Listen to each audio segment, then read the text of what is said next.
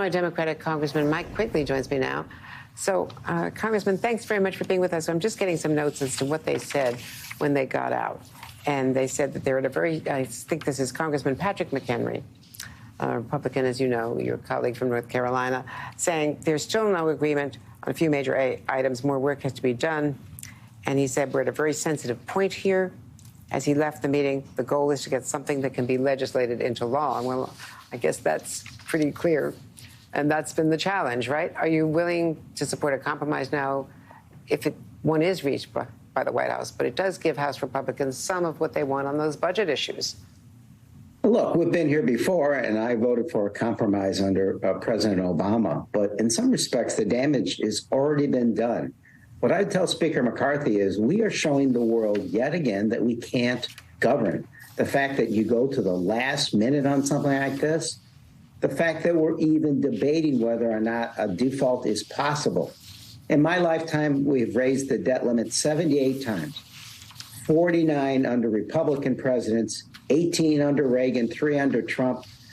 So if you don't have a problem raising under Republican administrations, why do you under Democratic terms of office? Well, you're co-chair of the House Ukraine caucus. So are you concerned over reports also from Bakhmut about setbacks there, which could hamper the coming offensive? Sure. Look, I'm concerned about a number of things there. I'm not sure I would ever trust anything the Russians say as to what's taking place on the ground, because there hasn't been a grain of truth to it since the war began or even before. But this is a difficult area. I don't know that it's that strategic and important, but it sends a message to the rest of the world that things are going well. What the offensive needs is more of the same.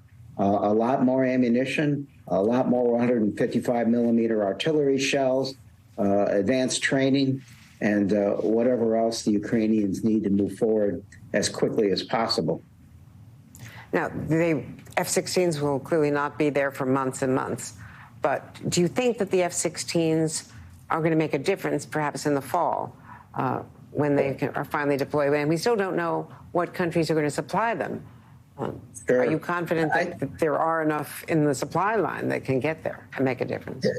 It's a fair question. It depends on cooperation with our allies. But I think your previous guest hit it right on the head.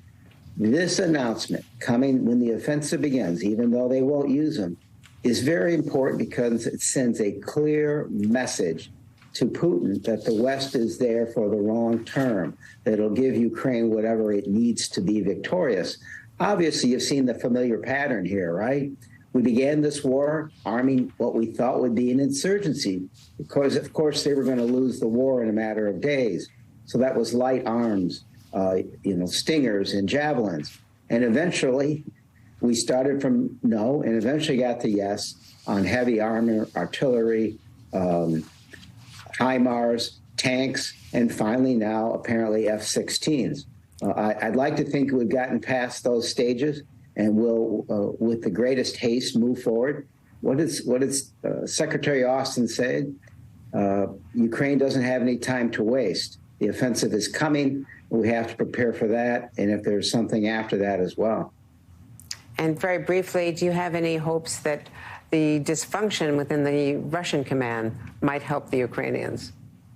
It has all along. When I traveled to Poland twice to the border and talked to our military experts, they were going to school on that dysfunction, learning about the Russians. It's helped us so far. I'd like to think it'll help us in the future. There are some indications that the Russians have learned some lessons, and we have to be wary of that as well.